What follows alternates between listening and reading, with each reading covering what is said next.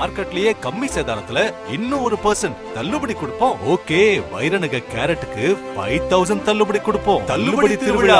GT Holidays, South India's #1 travel brand. You know you are special when you're with GT Holidays.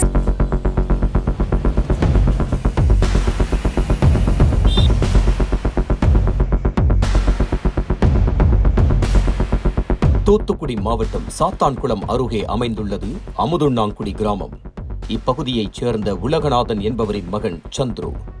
20 வயதான இவர் கொத்தனாராக வேலை செய்து வந்தார். சந்துரு கடந்த 7 மாதங்களுக்கு முன்பு சாத்தான்குளம் தச்சமொழி பகுதியைச் சேர்ந்த சுபா என்ற பெண்ணை காதலித்து திருமணம் செய்து கொண்டார்.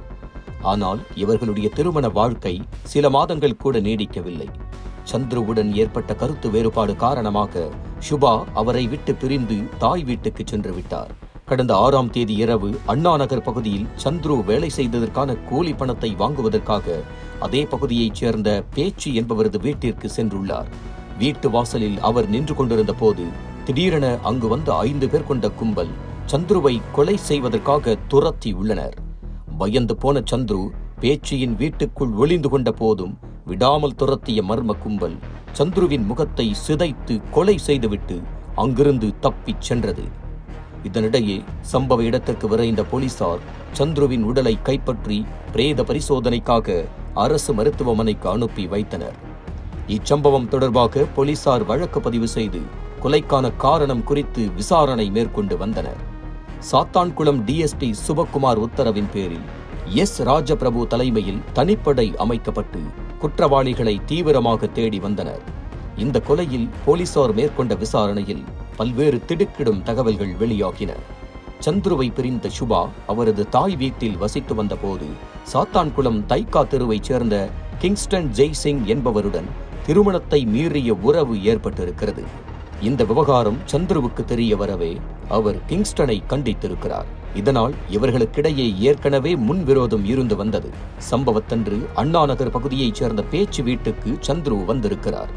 இதை அறிந்த கிங்ஸ்டன் தனது நண்பர்களான மகாராஜா, லிங்குசாமி உள்ளிட்ட 2 சிறுவர்களுடன் சேர்ந்து சந்துருவை வெட்டி கொலை செய்தது விசாரணையில் தெரிய வந்துள்ளது.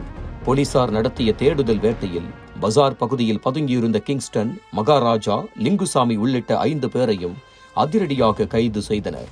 அப்போது அங்கிருந்து தப்பிச் செல்ல முயற்சித்த கிங்ஸ்டன், மகாராஜன் ஆகியோர் திடீரென கீழே வழுக்கி விழுந்து கைமுறிவு ஏற்பட்டது. தொடர்ந்து அனைவரையும் நீதிமன்றத்தில் ஆஜர்படுத்தி சிறையில் அடைத்தனர். இந்த சூழலில் சந்துருவை கொலை செய்துவிட்டு சாத்தான்குளம் பஜாரில் ரத்தம் படிந்த கத்தியுடன் 2வீலரில் உலா வரும் குற்றவாளிகளின் சிசிடிவி காட்சிகள் வெளியாகி காண்போரை பதைக்க வைக்கிறது.